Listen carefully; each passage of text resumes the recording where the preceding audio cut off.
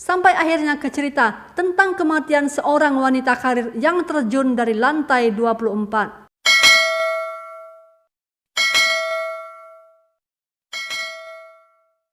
Hai sahabat semua, berjumpa lagi dengan saya Eli Mindartinian. Di dunia ini terkadang banyak sekali misteri yang tidak terpecahkan.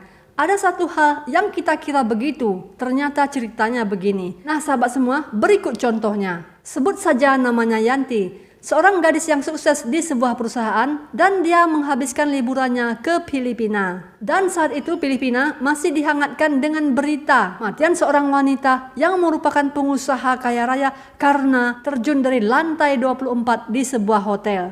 Kita sebut saja Hotel Ambador. Dan ternyata di Hotel Ambador ini juga Yanti menginap untuk beberapa malam. Namun karena Yanti bermaksud liburan, jadi dia tidak begitu mengindahkan berita tentang kematian seorang wanita yang kaya raya itu dengan cara terjun dari lantai 24. Sore itu Yanti duduk di taman di samping hotel sambil menikmati segelas teh susunya. Tiba-tiba ada seorang perempuan paruh baya menghampirinya dan berkata, "Hai dek, bolehkah saya duduk di sini?" "Silahkan saja," jawab Yanti. "Ibu dari mana? Apakah ibu juga merupakan tamu di hotel ini?" "Ya," jawab ibu itu. Lalu dia memperkenalkan dirinya sebagai Imelda da Costa. "Saya Yanti, Bu. Saya akan menghabiskan liburan saya di kota ini," kata Yanti. "Apakah ibu bekerja?" tanya Yanti lagi. "Tidak, saya mempunyai usaha sendiri di kota lain.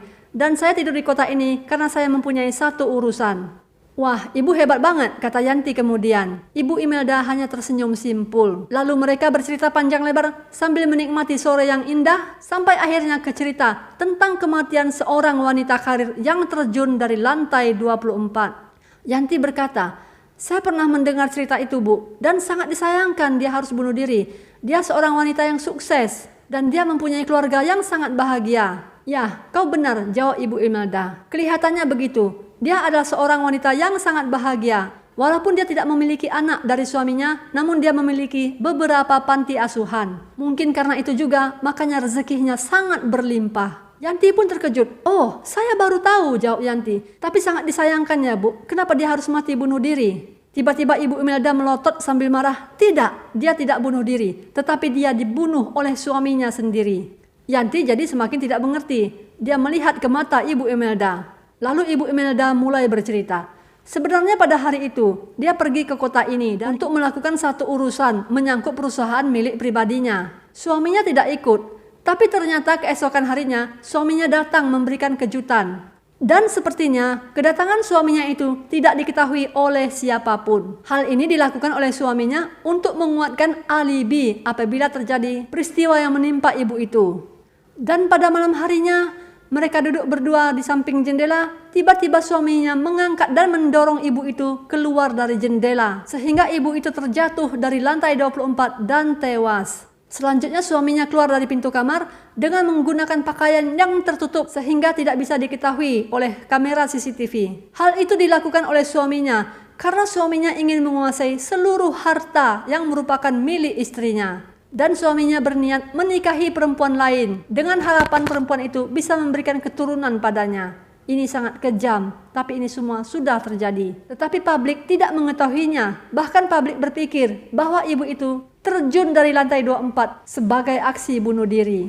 Yanti pun termenung, seakan tidak percaya dengan cerita Ibu Imelda. Lalu Yanti pun bertanya, "Bagaimana ibu mengetahuinya?" "Saya mengetahuinya dari surat kabar ini," kata Ibu Imelda sambil dia menyodorkan selembar surat kabar kepada Yanti. Yanti segera membaca surat kabar itu. Walaupun ditulis dalam bahasa Inggris, namun Yanti bisa mengerti. Dan Yanti sama sekali tidak ada membaca berita tentang pembunuhan yang dilakukan oleh suami wanita yang mati karena bunuh diri itu. Yanti mulai bingung, namun tiba-tiba Yanti sangat terkejut ketika melihat foto wanita yang bunuh diri itu. Wajahnya adalah wajah Ibu Imelda da Costa. Yanti segera menoleh ke bangku samping di mana tadi Ibu Imelda da Costa duduk. Dan benar saja, Ibu Imelda da Costa tidak ada lagi di sana.